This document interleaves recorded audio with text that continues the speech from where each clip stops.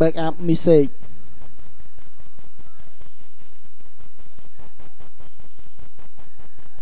ចឹងនេះគឺជា user ដែលយើង lock ចឹងមានន័យថាប្រសិនបើយើង lock ចូល user មួយណានោះយើង backup លើ user មួយនោះចឹង user នីមួយៗតែងតែមាន mailbox វាផ្សេងគ្នាចឹងឧទាហរណ៍ថាខ្ញុំ lock ចូល user mail identity មុនចឹងនេះគឺជា message នៅក្នុង block នេះគេហៅថា message នៅក្នុង block នេះហៅថា address book ខុសគ្នាបាទចឹងក្នុង block នេះដើម្បី backup message នេះបានទី1ខ្ញុំចង់ដឹងថាតើ mailbox message ដែលឈ្មោះដែលគ្រប់គ្រងដោយ user mail identity មានលេខប៉ុន្មានអញ្ចឹងគឺខ្ញុំមកសម្ដៅទៅលើ inbox យក property សិននេះទីតាំងរបស់វាដែល mailbox store គឺក្នុង C document setting user យើងឈ្មោះនេះដែរថាយើង log ចូល user admin log ចូលយក admin ហើយបន្ទាប់មកយក local setting អញ្ចឹងថាបើសិនជា local setting នេះវាអត់មានទេបានថាវាហាយអញ្ចឹងយើងសូវាវិញមកចូល tool folder option យើងសូវាមកអញ្ចឹងមើលតទៀត present data identity ហើយនេះគឺជាលេខកូដ mailbox របស់ user mail identity មួយហ្នឹងអញ្ចឹង user mail identity គឺ C973 អញ្ចឹងខ្ញុំត្រូវកត់ត្រាទុកអញ្ចឹងខ្ញុំបើក file note page មួយមកដើម្បីកត់ត្រាទុក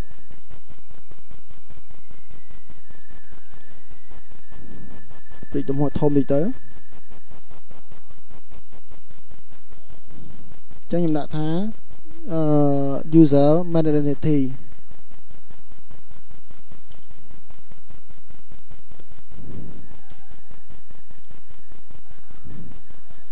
បាទស្មើនឹងលេខ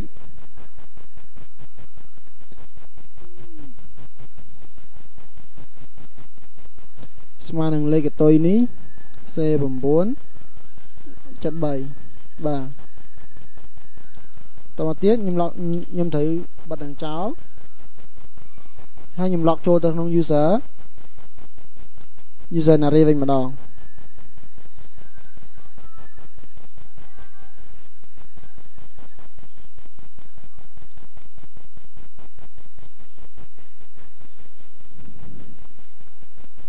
ហើយខ្ញុំចូលមើល mailbox វិញម្ដងទៀត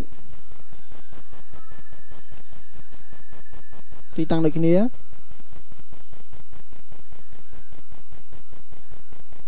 ប៉ុន្តែខុសលេខ address ខ្ទុយនេះវិញអញ្ចឹង user array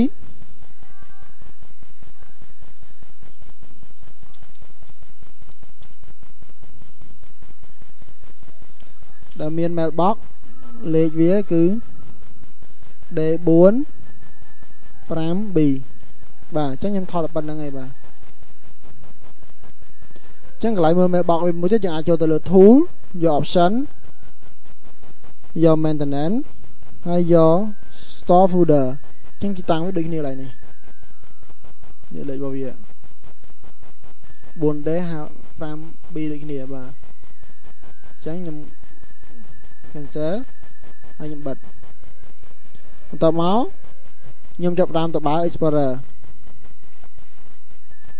ចូលតាម path របស់ទីតាំងដែល mailbox store គឺក្នុង C document setting ហើយ user អញ្ចឹង user មានច្រើនអញ្ចឹងគឺ user ឈ្មោះថានីដាអញ្ចឹង local setting អញ្ចឹងក្នុងនេះវាមានពាក្យ local setting ឯងគឺយើងចូលទៅលើ tool folder option renew ហើយយក show អូខេចឹងនៅពេលនោះ local setting មាន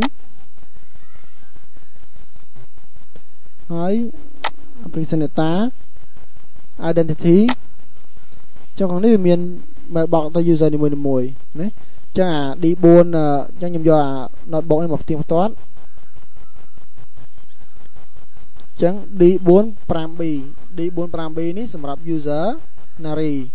mailbox ឈ្មោះ user nary ហើយសម្រាប់ 9C73 នេះសម្រាប់ mailbox main identity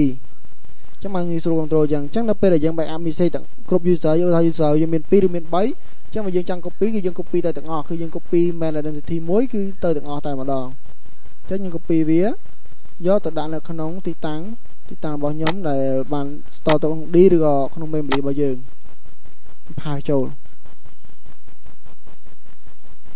បាទអញ្ចឹងប៉ុណ្ណឹងចប់ត្រូវបានបញ្ចប់បាទចា៎នេះខ្ញុំបិទបាទអញ្ចឹងក្នុងការ backup message ត្រូវបានបញ្ចប់